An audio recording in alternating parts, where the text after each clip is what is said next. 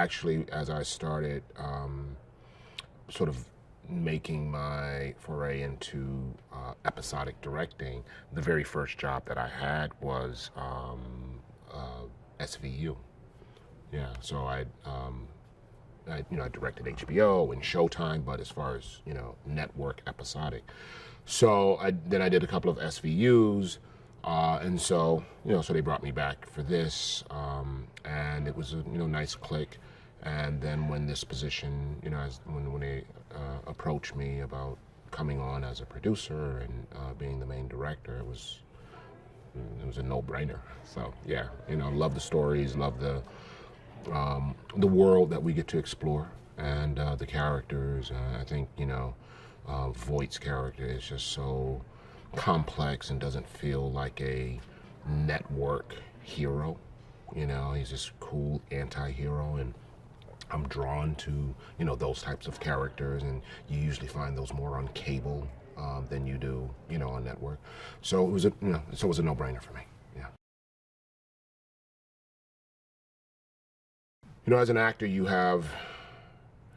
really have one concern, which is you.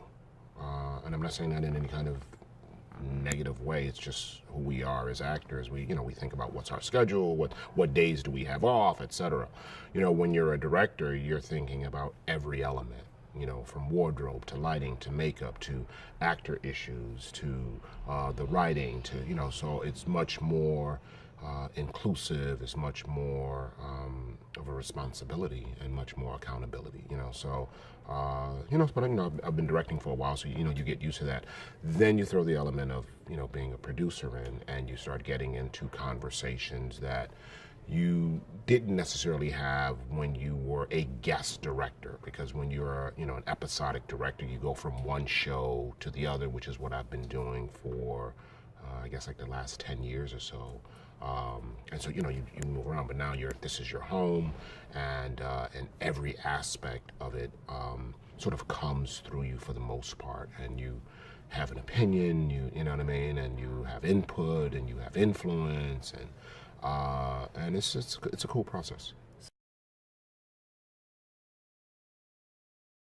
Well, I'm one of the new kids on the block, so this is my first year. So I mean, listen, the crew here and the actors and the writers and people have been humping to build this thing so that it lasts. And so I remember, on ER, there was a lot of pride in being there from the beginning.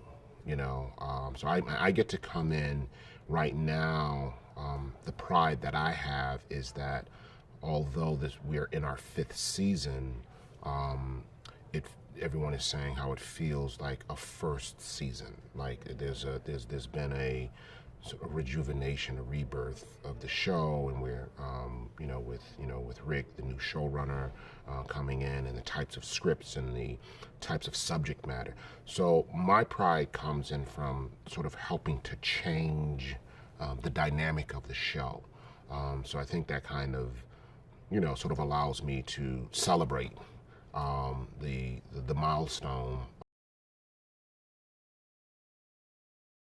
It's a logistical nightmare getting these two shows together, because they're doing their production, we're doing our production, and but we make it work, and the payoff is worth it. They did one last year with all 3 shows, and I thought it was awesome. So you go through some schedule, okay, which not only are you scheduling your actors, you have to schedule their actors, and then they're simultaneously shooting their episode of and we're so it has all of these elements.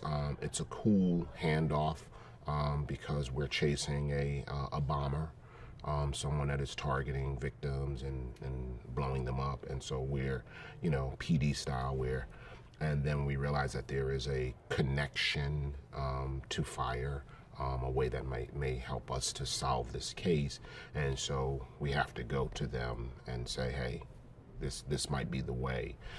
So there's a very logical reason why this connection needs to happen, and why this crossover needs to happen. So it's we're working through it. I mean, it's a big episode, and I've got a lot of work ahead of me, as does the actors and the crew, but it's the 100th episode. It's got to be big, so.